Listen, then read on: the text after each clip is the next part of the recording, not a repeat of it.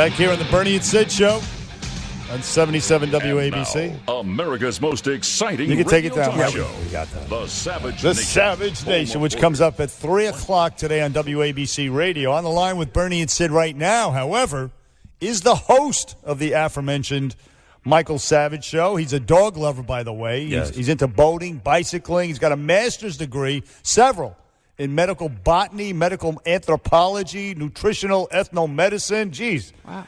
And he's also from UC Berkeley, by the way, and he's got a new book out called Trump's War, His Battle for America. Michael Savage, the #1 best-selling author from the New York Times. Michael Savage, welcome to the Bernie and Sid Show. Well, I must tell you, I was on hold, and I was very nostalgic listening to your weather report, and especially your traffic report. When I heard Utopia Parkway, I said, God, do I miss New York. I like, in fact, on your show, Michael, and obviously the Trump stuff and all that stuff is great, but when you go into stories about the Lower East Side and your days here in New York, I find that to be, when I was living in Florida, I found that to be very nostalgic. Well, come on, New York's such a powerful place. You never leave it. That's the truth. It's a state of mind. You know, I live out here in California in the San Francisco area, so 2 minutes before I went on, I hate getting up this early, by the way. It's so early for me. It's crazy. My show's later. Nevertheless, I stood out on my thing. I'm right next to the water here, and I watched the fog draping over the mountain. I said, this is the most beautiful place on earth. Why are the people so screwed up? If it's so beautiful, why are they so twisted in their heads? What's wrong with them? And then I said, okay, let's do the show. Then I heard your traffic report, your weather report. Man, do I need to get back to New York, I got to tell you. well, maybe you might feel that way. You might feel nostalgic because you're not here. But if you're here... The fog? The mayor. The humidity, I heard about your humidity. The humidity, listen, I love it. You know it. I love the weather change here, the humidity, the heat, and then when it gets cold, the freezing cold. It's all good. The change of season is fantastic. But yes. What are we talking about? We're talking about the mayor of New York City, Bolshevik Bill de Blasio. He's going to march with a terrorist in the Puerto Rican Day Parade. It's a big deal here in New York. It is. It's horrible. Well, the NYPD pulled out, FDNY pulled out. Look, he's showing his true colors, which is pure red. Yeah, right. Well, pure red and pure hate America and hate cops, et cetera, et cetera. But now also Michael Savage, whose show, by the way, airs here on WABC Radio in New York City. And gets huge ratings. From 3 to 5 in the afternoon. You, sir, are a huge Donald Trump supporter. Huge during the election. You had Mr. Trump on several times. And, I have to ask you overall, I mean, you didn't agree with everything so far, but what's your assessment now of the first 4 months? Well, let's look at it in two ways. One, I'll give you my opinion of what he has done and what would have happened had the Wicked Witch won. First of all, let's start with what we have and what we wouldn't have. This woman who was running for the presidency, who in my opinion is tied to the most corrupt family in the history. She's like the Imelda Marcos of American politics. Yep. Less shoes. Other than shoes. She needs therapeutic shoes. She doesn't need the high heels. But she may have 500 pairs of therapeutic shoes and therapeutic glasses. And I'm not knocking it. I'm not perfect. But the fact is, this woman would have, and she said so over and over again, curtailed talk radio. Any criticism of her, I can guarantee you, wouldn't be as prevalent as the criticism of Donald Trump. You know it and I know it.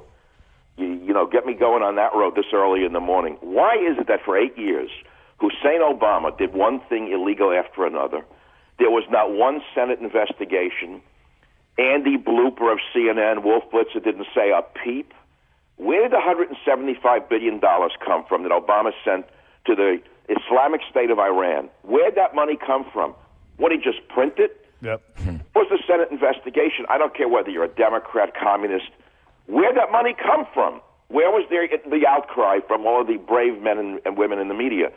So there's a selective persecution of Trump because he's an outsider, brash, imperfect, loud, doesn't finish sentences, and he's an easy target. But the fact of the matter is, what has he actually done that's wrong? Russia. What, he had a blintz, so therefore the deli man is also a spy? What the hell is wrong with these people? Exactly. Well, but the question becomes, just to play devil's advocate, Michael, okay? Well, it's early enough. I'll take it. Fair enough. He did promise a lot of things along the way. Now, we know that some of the things he wanted to do so far, he can't do, whether it's a court, District 9, whether it's just the opposition from the left. We understand that. But he did make some promises along the way that he would do early on, from Obamacare to a bunch of other things that he hasn't done. So are we going to blame all of that on the courts, on the left? Or do we say, truth is, while he campaigned, he talked about stuff that a lot of the time was pie in the sky? I agree with you, but he's like any other politician in that regard. They promise one thing during a campaign and do another when they're elected, so he's not alone in that. However, I'm not here as an apologist for Donald Trump. When necessary, I criticize him. In Trump's war, I ask the question: the wall, taxes, tariffs, deportations, Obamacare, guns, military strength, schools, abortion, religion. What will the new president do? Well, let's go down the list. The wall, put an X through it. I don't see the wall. Taxes, I want a reduction in my taxes. It's a criminal state, the taxation. I don't think anyone listening to the show except communists who work at NYU who don't make any money. Tariffs, I've called for tariffs on Chinese, Mexican, Canadian, Belgian, for foreign goods. Now you say, well, wait a minute, isn't that a trade war? I can go into that. He didn't give us any tariffs yet, but we need them. This was the foundation of America was built upon tariffing foreign goods to permit our local manufacturers, our domestic companies, to compete in the world. We don't have free trade. He was 100% right on that when he ran, but he hasn't put in any tariffs because the lobbyist class doesn't want the tariffs, those who work for China, those who work for Mexico. Obamacare, I don't even want to talk about it. Nothing's happened. Nothing will happen. Well, now, here's a good one, military strength. Everyone says, well, a ton of money's gone into the military. That is true. Who's benefited? The manufacturers of weapons were the biggest winners so far under Donald Trump. Sad to say, there's been no change in the military on the level of command and, let us put internal politics. Many of the poison pill generals that were put in by Obama are still there, and they're poisoning our troops. They still don't have an increase in the morale that I had hoped would happen under Trump. So the big winners have been so far the manufacturers of weapon systems. Maybe there'll be a sea change internally one day. I don't know. I can go into the whole military structure because I study that in great detail. Look, what about ISIS? Yes, they're on the run. Yes, they're not doing as well as they did under Hussein Obama, who was quite an Islamophile. There was not a Muslim terrorist event where Obama had ever said it was connected to the religion itself. You've got to be a fool not to say that. Muslim scholars say that's an absurd statement to make. It's in their religious book, Kill the Infidel. I know it's embarrassing. I know it's hurtful to say.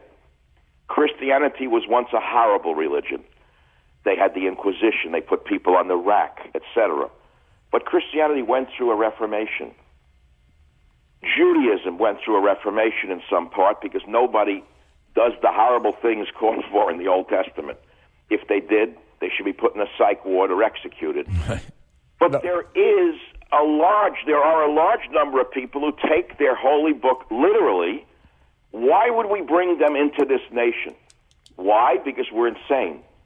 Look what just happened in Manchester. Of course, Michael Savage on the Bernie and Sid show. But as you well know, Michael Savage, Trump went into the heart of Saudi Arabia and sort of lectured 50 Muslim leaders on engendering or engineering a reformation. He went right there and did that. Let's give the man a modicum of credit. I mean, yes, not everything he does is evil. How can they take a flawed man and turn him into evil? I'm a flawed man. Everyone's flawed. They make Donald Trump into a villain. How did he become a villain all of a sudden? And look, why is he a villain? Because he doesn't want to push the socialist New World Order that de Blasio loves? That makes him a villain? Well, in their eyes, yes, but to his credit, he's making the effort on the travel ban from the terrorist nation. He wants to reverse the Paris Accords, which he's going to do today. Good Supreme Court at the border, even though he doesn't have a wall, he changed the policy from catch and release to catch and send back. And he will repeal NAFTA, so it's only 4 months now. So I say a little patience, perhaps, no? Well, now you're playing devil's advocate with me. Yeah. Now we're going the other way. You're going the other way because he's a very, very easy character to take both sides on. I mean, let's be clear. But he's only been in office a few months. What's this Russia thing about? Where did this crap come from? God. Who invented this? This was a Hillary Clinton campaign trick that's now turned into an avalanche. They all believe each other. All of these drug addicts in the media are saying Russia, Russia, Russia, Russia. I'm afraid to drink the vodka now. I'm afraid I'll be arrested by the CIA if I have a Russian vodka. They're all conspiracy theorists now. But when Hillary comes out yesterday, Mike Savage with us here, and says, okay, listen, I'm accountable for my loss, and then she gives you 10 reasons why she's not, which is brilliant by her. But when she comes out and basically blames her loss on Comey 2 weeks before, is she really wrong? I mean, was she not winning maybe by a decent margin at that point when, in fact, the Comey stuff came out? Like her or not, is she really wrong? Blame Comey. Don't blame me. Moreover, wait a minute.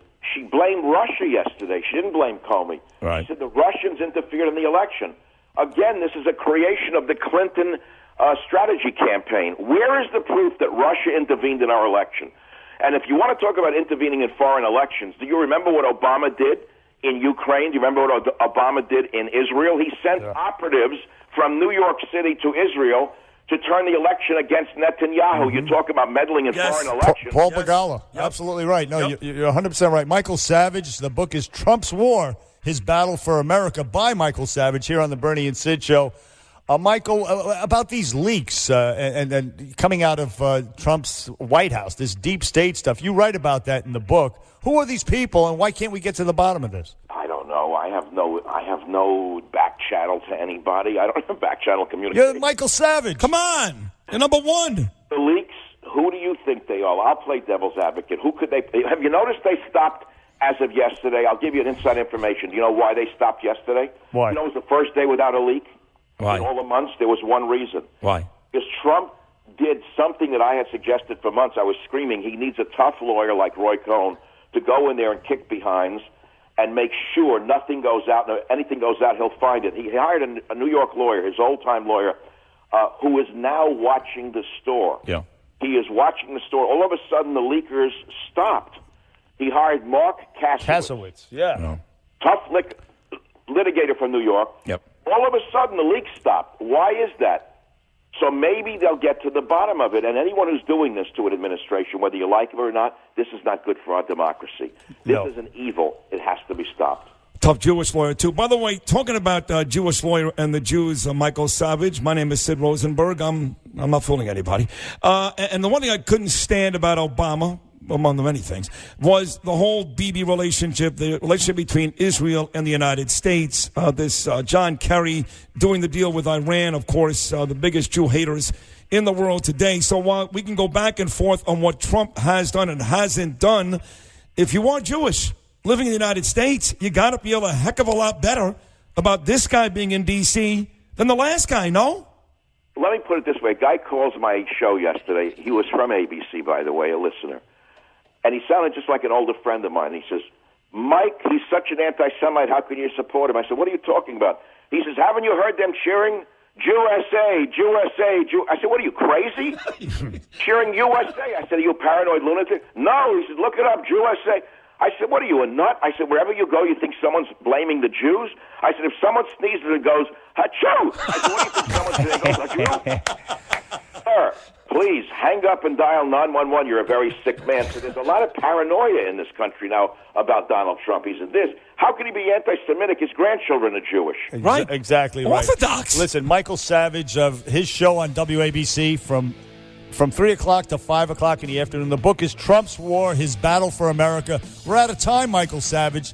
It's pushing 7 o'clock in San Francisco. I suppose you're going to go out for a bike ride in a little while. Get crazy. What bike ride? Come on. Get up 2 hours. I'll go back to sleep. All right, Michael, thank you. Excellent job. Trump's War, His Battle for America is number one. Michael Savage on Bernie and Sid. Back with hour number 2 right after this.